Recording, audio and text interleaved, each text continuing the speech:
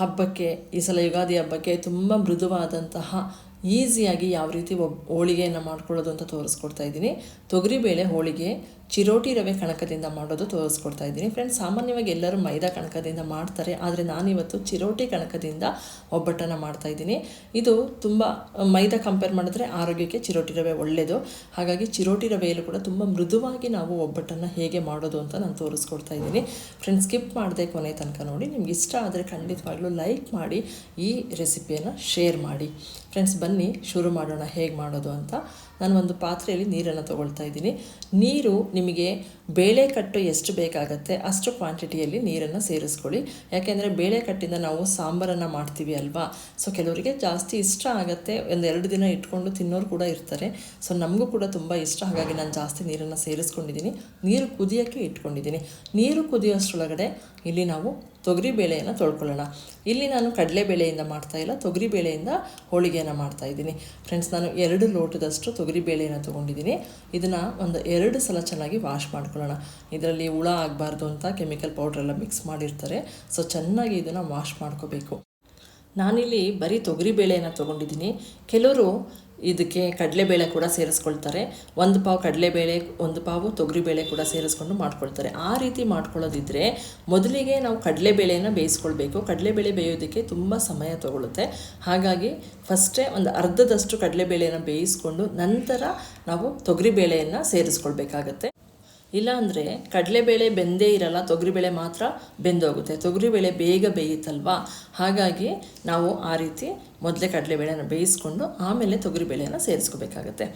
ಮತ್ತು ನೀವು ತೊಗರಿಬೇಳೆನ ಕುಕ್ಕರಲ್ಲಿ ಹಾಕಿ ಬೇಯಿಸಬಾರ್ದು. 1 ವಿಷಲ್ ಹೊಡೆಸ್ಬಿಡೋಣ, ಏನಾಗಲ್ಲ, ಬೇಗ ಬೆಂದೋಗುತ್ತೆ, ಆ ರೀತಿಯೆಲ್ಲ ಯೋಚನೆ ಮಾಡೋಕ್ಕೆ ಹೋಗಬೇಡಿ. ತೊಗರಿಬೇಳೆ ಬೇಗ ಬೇಯುತ್ತೆ ಮತ್ತು ನಮಗೆ ತೊಗರಿಬೇಳೆ ಸ್ಮ್ಯಾಶ್ ಆಗಬಾರ್ದು. ಹಾಗಾಗಿ ಇದನ್ನು ಪಾತ್ರೆಯಲ್ಲೇ ಬೇಯಿಸ್ಕೊಳ್ಳಿ, ಬೇಗ ಬೇಯುತ್ತೆ, ತೊಂದರೆ ಇಲ್ಲ. ನಾನು ಏನು ಬೇಳೆ ತೊಗೊಂಡಿದ್ನಲ್ವ, ಅದೇ ಲೋಟದ ಅಳತೆಯಲ್ಲಿ 1.5 ಲೋಟದಷ್ಟು ಸಣ್ಣ ಚಿರೋಟಿ ರವೆಯನ್ನು ತೊಗೊಂಡಿದ್ದೀನಿ. ಇನ್ನು ಅರ್ಧ ಕಪ್ಪಷ್ಟು ಮೈದಾ ಹಿಟ್ಟನ್ನು ತೊಗೊಳ್ತಾ ಇದ್ದೀನಿ. ಮೈದಾ ಹಿಟ್ಟನ್ನು ಬೈಂಡಿಂಗಿಗೋಸ್ಕರ ಸೇರಿಸ್ಕೊಳ್ತಾ ಇದ್ದೀನಿ. ಮೈದಾ ಹಿಟ್ಟು ಸೇರಿಸದೆ ಕೂಡ ಮಾಡ್ಬೋದು. ಬರೀ ಚಿರೋಟಿ ರವೆಯಲ್ಲಿ ಮಾಡೋದಾದರೆ ಜಾಸ್ತಿ ಟೈಮು ನಾವು ನೆನೆಸ್ಬೇಕಾಗತ್ತೆ. ಈಗ ಇದಕ್ಕೆ 1 ಟೀ ಸ್ಪೂನಷ್ಟು ಅರಶಿನ ಸೇರಿಸ್ಕೊಂಡಿದ್ದೀನಿ. ಬೇಕಂದರೆ ಚಿಟಿಕೆ ಉಪ್ಪನ್ನು ಕೂಡ ಸೇರಿಸ್ಕೊಳ್ಬೋದು. ಅದೇ ಲೋಟದಲ್ಲಿ 1 ಲೋಟದಷ್ಟು ನೀರನ್ನು ತೊಗೊಂಡಿದ್ದೀನಿ. ಸ್ವಲ್ಪನೇ ನೀರನ್ನು ಸೇರಿಸ್ತಾ ಕಲಿಸ್ಬೇಕು. ಒಂದೇ ಸಲ ಜಾಸ್ತಿ ನೀರು ಹಾಕೋದ್ರಿಂದ ತೆಳುವಾಗೋ ಚಾನ್ಸಸ್ ಇರುತ್ತೆ. ಸೊ ನೋಡಿಕೊಂಡು ಸ್ವಲ್ಪನೇ ನೀರನ್ನು ಸೇರಿಸ್ತಾ ಇದನ್ನು ಚೆನ್ನಾಗಿ ಕಲಿಸ್ಕೊಳ್ಳೋಣ. ಫ್ರೆಂಡ್ಸ್, ನಾವು ಚಿರೋಟಿ ರವೆಯಲ್ಲಿ ಮಾಡಬೇಕಾದ್ರೆ ಮೊದಲು 1-2 ಅವರು ಸಂಪೂರ್ಣ ನೆನಿಲಿಕ್ಕೆ ಬಿಟ್ಬಿಡಬೇಕು. ಅದು ನೆಂದ ಮೇಲೆ ಬೈಂಡಿಂಗ್ ಚೆನ್ನಾಗಾಗಿದೆಯಾ ನೋಡಿಕೊಂಡು ಚೆನ್ನಾಗಿ ನಾದಬೇಕು. ಮೇನ್ ಇಂಪಾರ್ಟೆಂಟ್ ಇದರಲ್ಲಿ ನಾವೆಷ್ಟು ಚೆನ್ನಾಗಿ ನಾದುತ್ತೀವಿ ಅಷ್ಟು ಸಾಫ್ಟಾಗಿ ಒಬ್ಬಟ್ಟು ಬರುತ್ತೆ. ನೋಡಿ, ಇಲ್ಲಿ ಈ ರೀತಿ ಇದೆ ಅಲ್ವಾ, ಈಗ ಕಲಿಸಿದ್ದು ಈ ಥರ ಬಿಡಿ ಆಗಿದೆ, ಇನ್ನೂ ಬೈಂಡಿಂಗ್ ಇಲ್ಲ. ಇದಕ್ಕೆ ಸ್ವಲ್ಪ ಎಣ್ಣೆಯನ್ನು ಮೇಲ್ಗಡೆ ಹಚ್ಚಿ ಚೆನ್ನಾಗಿ ಇದನ್ನು ಮತ್ತೆ ನಾದ್ಕೊಳ್ಳೋಣ. ನಾವೆಷ್ಟು ಚೆನ್ನಾಗಿ ನಾದುತ್ತೀವಲ್ಲ ಅಷ್ಟು ಮೃದುವಾಗಿ ಹೋಳಿಗೆ ರೆಡಿ ಆಗುತ್ತೆ. ಅದಕ್ಕೋಸ್ಕರ ನಾವು ಈ ಪ್ರೊಸೀಜರನ್ನು ಮಿಸ್ ಮಾಡಬಾರ್ದು. ಚೆನ್ನಾಗಿ ನಾದಿ ಇದನ್ನು 1-2-3 ಅವರು ನೆನೆಯೋದಕ್ಕೆ ಇಟ್ಕೊಂಡ್ಬಿಡೋಣ. ಅಷ್ಟರಲ್ಲಿ ನಾವು ಬೇಳೆ ಏನು ಬೇಯಕ್ಕಿಟ್ಟಿದ್ವಿ ಅದು ನೋಡೋಣ. ನೋಡಿ, ಬೇಳೆ ಬೆಂದಿದೆ. ಇಷ್ಟು ಬೆಂದಿದ್ರೆ ಸಾಕು, ತುಂಬ ಜಾಸ್ತಿ ಬೇಯಿಸ್ಕೊಳ್ಬಾರ್ದು. ಮತ್ತು ನಾವು ಬೆಲ್ಲದ ನೀರೆಲ್ಲ ಹಾಕಿ ಬೇಯಿಸ್ಬೇಕಾದ್ರೆ ತೆಳುವಾಗ್ಬಿಡುತ್ತೆ. ಸೊ ನೋಡಿಕೊಂಡು ಇಷ್ಟು ಚೆನ್ನಾಗಿ ಬೆಂದಿದೆ ಸಾಕು, ಇಷ್ಟು ಬೆಂದಿರೋದು. ಈಗ ಸ್ಟವನ್ನು ಆಫ್ ಮಾಡ್ಕೊಳ್ತಾ ಇದ್ದೀನಿ. ಸ್ಟವ್ ಆಫ್ ಮಾಡಿ ನೀರನ್ನು ಸೋಸ್ಕೊಂಡ್ಬಿಡೋಣ. ಇದೇ ಬೇಳೆಕಟ್ಟಿನಿಂದ ಯಾವ ರೀತಿ ಒಬ್ಬಟ್ಟು ಸಾರು ತುಂಬ ಟೇಸ್ಟಿಯಾಗಿ ಸುಲಭವಾಗಿ ಮಾಡ್ಬೋದು ಅನ್ನೋದನ್ನು ಕೂಡ ನಾನು ತೋರಿಸಿದ್ದೀನಿ. ಫ್ರೆಂಡ್ಸ್, ಇದೇ ವಿಡಿಯೋದಲ್ಲಿ ನಾನು ಅಪ್ಲೋಡ್ ಮಾಡೋಕ್ಕೆ ಹೋದರೆ ತುಂಬ ಲಾಂಗ್ ವಿಡಿಯೋ ಆಗುತ್ತೆ. ಸೊ ನೋಡೋದಕ್ಕೆ ನಿಮಗೂ ಕಷ್ಟ ಆಗುತ್ತೆ. ಹಾಗಾಗಿ ನಾನು ಸಾಂಬಾರ್ ರೆಸಿಪಿಯನ್ನು ನೆಕ್ಸ್ಟ್ ವಿಡಿಯೋದಲ್ಲಿ ಅಪ್ಲೋಡ್ ಮಾಡ್ತಾಯಿದ್ದೀನಿ. ನಿಮಗೆ ಯಾರಿಗಾದರೂ ತುಂಬ ಸುಲಭವಾಗಿ ರುಚಿಯಾದ ಒಬ್ಬಟ್ಟು ಸಾರು ಮಾಡ್ಕೋಬೇಕು ಅನ್ನೋದಾದರೆ ವಿಡಿಯೋವನ್ನು ಚೆಕ್ಔಟ್ ಮಾಡಿ.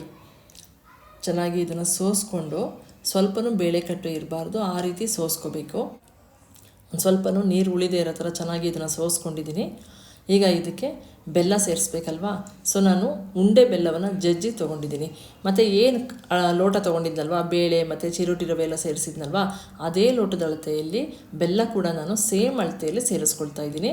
ನಿಮಗೆ ಸ್ವೀಟ್ ಸ್ವಲ್ಪ ಜಾಸ್ತಿ ಇಷ್ಟಪಡ್ತೀರಾ ಅಂದರೆ ಸ್ವಲ್ಪ ಜಾಸ್ತಿ ತೊಗೊಳ್ಬೋದು. ಕಡಿಮೆ ಇಷ್ಟಪಡ್ತೀರಾ ಅಂದರೆ ಸ್ವಲ್ಪ ಒಂದು ಅರ್ಧ ಲೋಟದಷ್ಟು ಕಡಿಮೆ ತೊಗೊಳ್ಬೋದು. ಬಟ್ ಇದು ನಾನು ಏನು ಅಳತೆ ತೊಗೊಳ್ತಾ ಇದ್ದೀನಿ ಇದು ಪರ್ಫೆಕ್ಟ್ ಅಳತೆ. ಇದೇ ಅಳತೆಯಲ್ಲಿ ಮಾಡ್ಕೊಳ್ಳೋದ್ರಿಂದ ಸಿಹಿ ಕೂಡ ಸರಿಯಾದ ಅಳತೆಯಲ್ಲಿ ಇರುತ್ತೆ. ಈಗ 2 ಲೋಟದಷ್ಟು ಬೆಲ್ಲವನ್ನು ಸೇರಿಸ್ಕೊಂಡಿದ್ದೀನಿ. ಇದಕ್ಕೆ ಸ್ವಲ್ಪ ನೀರು ಸೇರಿಸ್ಕೊಂಡು ಕುದಿಯೋದಕ್ಕೆ ಇಟ್ಕೊಂಡ್ಬಿಡೋಣ.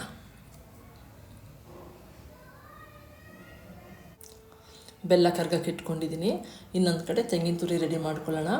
ಇಲ್ಲಿ ನಾನು ಸೇಮ್ ಲೋಟದಲ್ಲಿ 2 ಲೋಟದಷ್ಟು ತೆಂಗಿನ ತುರಿಯನ್ನು ತೊಗೊಂಡಿದ್ದೀನಿ. ಇದು ಹಸಿ ತೆಂಗಿನ ತುರಿ. ನಾವು ಯಾವ ಕ್ವಾಂಟಿಟಿ ಬೇಳೆ ತೊಗೊಂಡಿರ್ತೀವಿ ಅದೇ ಕ್ವಾಂಟಿಟಿಯಲ್ಲಿ ತೆಂಗಿನ ತುರಿಯನ್ನು ಕೂಡ ತೊಗೊಂಡ್ರೆ ತುಂಬ ರುಚಿಯಾಗಿರುತ್ತೆ. ಇಲ್ಲಿ ನಾನು ಒಣ ಶುಂಠಿ ಪುಡಿಯನ್ನು ಸೇರಿಸ್ಕೊಳ್ತಾ ಇದ್ದೀನಿ. ನಿಮ್ಮ ಹತ್ರ ಈ ರೀತಿ ರೆಡಿಮೇಡ್ ಪುಡಿ ಇಲ್ಲ ಅಂತ ಹೇಳಿದ್ರೆ ಒಣ ಶುಂಠಿಯನ್ನು ಜಜ್ಜಿ ಕೂಡ ನೀವು ಸೇರಿಸ್ಕೊಳ್ಬೋದು. ಇದಕ್ಕೊಂದು 5-6 ಏಲಕ್ಕಿ ಸೇರಿಸ್ಕೊಂಡು ಸ್ವಲ್ಪ ತರಿಯಾಗಿ ಗ್ರೈಂಡ್ ಮಾಡ್ಕೊಳ್ತಾ ಇದ್ದೀನಿ. ಇದನ್ನು ಹೀಗೆ ಡೈರೆಕ್ಟಾಗಿ ಬೇಳೆ ಜೊತೆ ಸೇರಿಸಿ ಕುದಿಸ್ಕೋಬೋದು. ಆದರೆ ಅದು ರುಬ್ಬಬೇಕಾದ್ರೆ ನುಣ್ಣಗೆ ಗ್ರೈಂಡ್ ಆಗೋದಿಲ್ಲ, ಕಾಯಿ ಬಾಯಿಗೆ ಸಿಗ್ತಾ ಇರುತ್ತೆ. ಅದಕ್ಕೋಸ್ಕರ ನಾವು ಸ್ವಲ್ಪ ಗ್ರೈಂಡ್ ಮಾಡಿಕೊಂಡ್ರೆ ಚೆನ್ನಾಗಿರುತ್ತೆ. ಇದು ಬೆಲ್ಲ ಎಲ್ಲ ಕರಗಿದೆ. ಈಗ ಇದನ್ನು ಬೇಳೆ ಜೊತೆಗೆ ಸೋಸ್ಕೊಂಬಿಡೋಣ. ಫ್ರೆಂಡ್ಸ್, ಬೆಲ್ಲನ ಕರಗಿಸಿ ಸೋಸ್ಕೊಳ್ಳೋದು ತುಂಬ ಒಳ್ಳೆಯದು. ಇದರಲ್ಲಿ ನಾವು ಎಷ್ಟೇ ಪ್ಯೂರಾಗಿದೆ ಬೆಲ್ಲ ಅಂದರೂ ಸ್ವಲ್ಪ ಕಬ್ಬಿನ ಸತ್ತೆನಾದರೂ ಅದರಲ್ಲಿ ಇದ್ದೇ ಇರುತ್ತೆ. ಹಾಗಾಗಿ ನಾವು ಇದನ್ನು ಕರಗಿಸಿ ಸೋಸ್ಕೊಂಡ್ರೆ ಬೆಟರ್ ಅನಿಸುತ್ತೆ. ಇಲ್ಲಿ ಕಾಯಿ ತುರಿ ಕೂಡ ಸೇರಿಸ್ಕೊಂಡು ನಾವು ಕುದಿಸ್ಕೋಬೇಕು. ಒಂದು ಕುದಿನಾದರೂ ಇದು ಕುದಿಸಿದ್ರೆ ನಾವು ಕಾಯಿ ತುರಿ ಸೇರಿಸಿ ಕುದಿಸೋದ್ರಿಂದ ಬೇಗ ಒಬ್ಬಟ್ಟು ಹಾಳಾಗೋದಿಲ್ಲ. ಈ ಬಿಸಿಲು ಕಾಲದಲ್ಲಿ ನಾವೇನಾದರೂ ಒಬ್ಬಟ್ಟು ಮಾಡಿ 1 ದಿನ 2 ದಿನ ಇಟ್ಟರೆ ಅದೊಂದು ಸ್ವಲ್ಪ ಅಂಟಂಟು ಥರ ಬಂದುಬಿಡುತ್ತೆ. ಆದರೆ ನಾವು ಈ ರೀತಿ ಕಾಯಿ ತುರಿನ ಹಾಕಿ ಬೇಳೆ ಜೊತೆ ಕುದಿಸೋದ್ರಿಂದ ಒಂದು 3-4 ದಿನ ಆರಾಮಾಗಿ ಇಟ್ಕೋಬೋದು, ಹಾಳಾಗೋದಿಲ್ಲ ಬೇಗ. ಈಗ ಒಂದು ಕುದ್ದಿದೆ. ಇದು ಸ್ಟವನ್ನು ಆಫ್ ಮಾಡಿಬಿಟ್ಟು ತಣ್ಣಗಾಗೋಕ್ಕೆ ಬಿಟ್ಕೊಳ್ಳೋಣ. ಬಿಸಿ ಗ್ರೈಂಡ್ ಮಾಡಬಾರ್ದು. ನೋಡಿ, ತಣ್ಣಗಾದ್ಮೇಲೆ ಎಷ್ಟು ಗಟ್ಟಿಯಾಗಿದೆ ಅಂಥೇಳಿ. ಆಗಲೇ ತುಂಬ ತೆಳು ಅನ್ನಿಸ್ತಿತ್ತಲ್ವ, ಈಗ ಎಷ್ಟು ಗಟ್ಟಿಯಾಗಿದೆ. ಇದನ್ನು ನಾವು ಗ್ರೈಂಡ್ ಮಾಡ್ಕೋಬೇಕು. ಬಿಸಿಯಲ್ಲಿ ಗ್ರೈಂಡ್ ಮಾಡಿದ್ರೆ ಮಿಕ್ಸಿ ಜಾರು ಹಾಳಾಗುತ್ತೆ ಮತ್ತು ಅದು ಸಿಡಿಬೋದು ಬಿಸಿಲು ನಾವು ಗ್ರೈಂಡ್ ಮಾಡೋಕ್ಕೆ ಹೋದಾಗ. ಹಾಗಾಗಿ ತಣ್ಣಗಿರಬೇಕಾದ್ರೆ ನಾವು ಗ್ರೈಂಡ್ ಮಾಡ್ಕೋಬೇಕು. ಒಂದು ಅರ್ಧದಷ್ಟು ಸೇರಿಸ್ಕೊಂಡು ಗ್ರೈಂಡ್ ಮಾಡ್ಕೊಳ್ಳೋಣ. ಒಂದೇ ಸಲ ಜಾಸ್ತಿ ಸೇರಿಸಿ ಗ್ರೈಂಡ್ ಮಾಡೋಕ್ಕೆ ಹೋದರೆ ಅದು ನುಣ್ಣಗೆ ಗ್ರೈಂಡ್ ಆಗೋದಿಲ್ಲ. ಹಾಗಾಗಿ ಅರ್ಧ ಕ್ವಾಂಟಿಟಿಯಲ್ಲೇ ತೊಗೊಂಡು ಅದನ್ನು ಗ್ರೈಂಡ್ ಮಾಡ್ಕೋಬೇಕು. ತುಂಬ ನುಣ್ಣಗೆ ಗ್ರೈಂಡ್ ಆಗುತ್ತೆ. ಇದು ಸ್ವಲ್ಪ ತೆಳುವಾಗಿರುತ್ತೆ, ಚೆನ್ನಾಗಿ ಬೆಂದಿರುತ್ತಲ್ವಾ. ಹಾಗಾಗಿ ನಿಮಗೆ ಬೇಳೆ ಥರ ಏನು ಅನಿಸೋದಿಲ್ಲ, ತುಂಬ ನುಣ್ಣಗೆ ಗ್ರೈಂಡ್ ಆಗುತ್ತೆ. ಇದೇ ರೀತಿ ಎಲ್ಲವನ್ನು ನಾನು ಒಂದು 3-4 ಬ್ಯಾಚಲ್ಲಿ ಗ್ರೈಂಡ್ ಮಾಡ್ಕೊಂಡಿದ್ದೀನಿ. ನೋಡಿ, ಇಲ್ಲಿ ಉಂಡೆ ಕಟ್ಟಿ ಕೂಡ ತೋರಿಸ್ತಾ ಇದ್ದೀನಿ. ಎಷ್ಟು ಪರ್ಫೆಕ್ಟಾದ ಹದವಾಗಿ ಬಂದಿದೆ. ನಾನು ಏನು ಅಳತೆ ತೋರಿಸಿದ್ದೀನಿ ಅದೇ ಅಳತೆಯಲ್ಲಿ ಮಾಡಿಕೊಂಡ್ರೆ ಖಂಡಿತವಾಗಿಯೂ ತುಂಬ ಪರ್ಫೆಕ್ಟಾಗಿ ಬರುತ್ತೆ. ಈಗ ಅದು ರೆಡಿಯಾಗಿದೆ. ನಾವು ಏನು ಕಣಕ ಕಲಸಿಟ್ಟಿದ್ವಿ ಅದನ್ನು ನೋಡೋಣ. ನೋಡಿ, ಈಗ ರಬ್ಬರ್ ಥರ ಎಳೆದ್ರೆ ಎಷ್ಟು ಚೆನ್ನಾಗಿ ಬೈಂಡಿಂಗ್ ಆಗಿದೆ ಅಂಥೇಳಿ, ಎಷ್ಟು ಚೆನ್ನಾಗಿ ಬರ್ತಾ ಇದೆ. ಈ ರೀತಿ ಬರಬೇಕು. ಇದನ್ನು ಚೆನ್ನಾಗಿ ನಾದಬೇಕು. ಫ್ರೆಂಡ್ಸ್, ಚಿರೋಟಿ ರವೆಯನ್ನು ನಾವು ಎಷ್ಟು ಚೆನ್ನಾಗಿ ನಾದ್ಕೊಳ್ತೀವಿ ಅಷ್ಟು ಮೃದುವಾಗಿ ಒಬ್ಬಟ್ಟು ರೆಡಿ ಆಗುತ್ತೆ. ಅದಕ್ಕೋಸ್ಕರ ಚೆನ್ನಾಗಿ ನಾದ್ಕೊಳ್ಬೇಕು. ನಾನು 2ನೇ ಸಲ ನಾದಿಟ್ಟಿದ್ದೆ, ಇದು 3ನೇ ಸಲ ಚೆನ್ನಾಗಿ ನಾದ್ಕೊಳ್ತಾ ಇದ್ದೀನಿ. ಇದು ಪರ್ಫೆಕ್ಟಾಗಿ ರೆಡಿಯಾಗಿದೆ. ಈಗ ಒಬ್ಬಟ್ಟನ್ನು ಸುಡೋದಕ್ಕೆ ರೆಡಿ ಮಾಡ್ಕೊಳ್ಳೋಣ. ಇಲ್ಲಿ ನಾನು ತೆಳು ಪ್ಲಾಸ್ಟಿಕ್ ಹಾಳೆಯನ್ನು ತೊಗೊಂಡಿದ್ದೀನಿ. ಇದಕ್ಕೆ ಹೋಳಿಗೆ ಶೀಟೇ ಬೇಕು ಅಥವಾ ಬಟರ್ ಪೇಪರ್ ಬೇಕು ಆ ಥರ ಏನೂ ಇಲ್ಲ ಫ್ರೆಂಡ್ಸ್. ಒಂದು ಚಿಕ್ಕ ತೆಳುವಾದಂಥ ಒಂದು ಪ್ಲಾಸ್ಟಿಕ್ ಶೀಟ್, ತರಕಾರಿ ತರ್ತೀವಲ್ಲ ಆ ಪ್ಲಾಸ್ಟಿಕ್ ಶೀಟ್ ಇದ್ದರೂ ಕೂಡ ಅದನ್ನು ನೀಟಾಗಿ ಕಟ್ ಮಾಡಿಕೊಂಡು ಅದರಲ್ಲಿ ಮಾಡ್ಬೋದು. ನಾವು ಮೊದಲಿಗೆ ಒಂದು 8-10 ಉಂಡೆನ ರೆಡಿ ಮಾಡಿ ಇಟ್ಕೊಂಬಿಡೋಣ. ಈ ರೀತಿ ಮೊದಲೇ ಉಂಡೆ ಮಾಡಿ ಇಟ್ಕೊಳ್ಳೋದ್ರಿಂದ ನಮಗೆ ತಟ್ಟಬೇಕಾದ್ರೆ ತುಂಬ ಈಸಿ ಆಗುತ್ತೆ. ಪದೇ ಹೂರ್ಣದಲ್ಲಿ ಕೈ ಹಾಕೋದು ಮತ್ತು ಕೈ ಅಂಟಾಗೋದು ಅವೆಲ್ಲ ಏನೂ ಸಮಸ್ಯೆ ಬರೋದಿಲ್ಲ. ಸೊ ಮೊದಲೇ ಉಂಡೆ ಮಾಡಿ ಇಟ್ಕೊಂಡು ಬೇಗ ತಟ್ಕೊಂಡು ಬೇಯಿಸ್ಕೋಬೋದು. ಒಂದು ಕಡೆ ತಟ್ತಾ ಇದ್ದರೆ ಇನ್ನೊಂದು ಕಡೆ ಬೇಯ್ತಾ ಇರುತ್ತೆ, ತುಂಬ ಬೇಗ ಆಗುತ್ತೆ. ಈಗ ಕಣಕಕ್ಕೆ ಸ್ವಲ್ಪ ಎಣ್ಣೆ ಹಚ್ಕೊಂಡು ಸಾಫ್ಟ್ ಮಾಡ್ಕೊಳ್ಳೋಣ. ಆಲ್ರೆಡಿ 2 ಸಲ ಚೆನ್ನಾಗಿ ನಾದಿದ್ದೀವಿ. ಈಗ ಕೊನೆಯದಾಗಿ ಒಂದು ಸ್ವಲ್ಪ ನಾದ್ಕೊಂಡು ಇದನ್ನು ಸಾಫ್ಟ್ ಮಾಡ್ಕೊಳ್ಳೋಣ. ಮೈದಾ ಹಿಟ್ಟಷ್ಟು ಎಣ್ಣೆ ಚಿರೋಟಿ ರವೆ ಕಣಕಕ್ಕೆ ಬೇಕಾಗೋದಿಲ್ಲ ಫ್ರೆಂಡ್ಸ್. ಇದು ಸ್ವಲ್ಪ ಎಣ್ಣೆ ತೊಗೊಳುತ್ತೆ. ನೀವೇ ನೋಡ್ದಂಗೆ ನಾನು ಸ್ವಲ್ಪ ಎಣ್ಣೆ ಹಾಕಿದ್ದೆ, ಆದರೂ ಕೂಡ ಎಷ್ಟು ನೀಟಾಗಿ ಬರ್ತಾ ಇದೆ ಅಂಥೇಳಿ. ಮೈದಾ ಹಿಟ್ಟಾದರೆ ಕೈಗೆ ಸ್ವಲ್ಪ ಅಂಟುತ್ತಲ್ವ, ಹಾಗಾಗಿ ಸ್ವಲ್ಪ ಜಾಸ್ತಿ ಎಣ್ಣೆನ ಅದಕ್ಕೆ ಬಳಸಬೇಕಾಗತ್ತೆ. ನೋಡಿ, ನೀಟಾಗಿ ಕವರ್ ಮಾಡ್ಕೋಬೇಕು. ಕವರ್ ಮಾಡಿಕೊಂಡು ಹಿಂದೆ ನೀಟಾಗಿ ಸೀಲ್ ಮಾಡಿಕೊಂಡ್ರೆ ಯಾವುದೇ ಕಾರಣಕ್ಕೂ ಅರ್ಧೋಗೋದಿಲ್ಲ. ನೋಡಿ, ನಾನು ಕೈಯಲ್ಲೇ ತಟ್ತಾ ಇದ್ದೀನಿ. ಇದಕ್ಕೆ ಯಾವುದೇ ರೀತಿ ಮೇಲ್ಗಡೆ ಶೀಟ್ ಹಾಕಿ ಎಳೆಯೋದು ಆ ಥರ ಏನೂ ಮಾಡ್ತಾಯಿಲ್ಲ. ಸುಲಭವಾಗಿ ತಟ್ಕೋಬೋದು, ತುಂಬ ಈಸಿಯಾಗಿ ಮಾಡ್ಕೋಬೋದು ಫ್ರೆಂಡ್ಸ್. ನಾನು ಏನು ತೋರಿಸಿದ್ದೀನಿ ಅಳತೆ, ಅದೇ ಅಳತೆಯಲ್ಲಿ ನೀವು ಮಾಡಿಕೊಂಡ್ರೆ ಖಂಡಿತವಾಗ್ಲೂ ಪರ್ಫೆಕ್ಟ್ ಆಗಿರುವಂಥ ಒಬ್ಬಟ್ಟು ರೆಡಿ ಆಗುತ್ತೆ. ಈ ರೀತಿ ತಟ್ಟಕ್ಕೆ ಬರೋದಿಲ್ಲ ನಿಮಗೆ ಅಂದರೆ ಮೇಲ್ಗಡೆ ಒಂದು ಶೀಟ್ ಹಾಕಿಬಿಟ್ಟು ನೀಟಾಗಿ ಸುತ್ತ ಬಳ್ಕೊಂಡ್ರೆ ಅದು ಕೂಡ ತೆಳುವಾಗಿ ಚೆನ್ನಾಗಿ ಬರುತ್ತೆ. ಬಟ್ ಈ ರೀತಿ ಕೈಯಲ್ಲಿ ತಟ್ಟೋದು ಕೂಡ ತುಂಬ ರುಚಿಯಾಗಿರುತ್ತೆ. ಒಂದ್ಸಲ ನೀವು ಈ ರೀತಿ ಮಾಡ್ಕೊಂಡು ನೋಡಿ. ನಿಮಗೆ ಹೇಗೆ ಅನ್ನಿಸ್ತು, ನಿಮಗೆ ಇಷ್ಟ ಆಯಿತಾ ಇಲ್ವಾ ಅಂತ ಖಂಡಿತವಾಗ್ಲೂ ಕಮೆಂಟ್ ಸೆಕ್ಷನಲ್ಲಿ ತಿಳಿಸೋದನ್ನು ಮರಿಬೇಡಿ. ಅದು ಬೇಯಷ್ಟೊಳಗಡೆ ಇನ್ನೊಂದು ಒಬ್ಬಟ್ಟನ್ನು ಕೂಡ ಅದೇ ರೀತಿ ತಟ್ಟಿ ರೆಡಿ ಮಾಡಿ ಇಟ್ಕೊಳ್ಳೋಣ.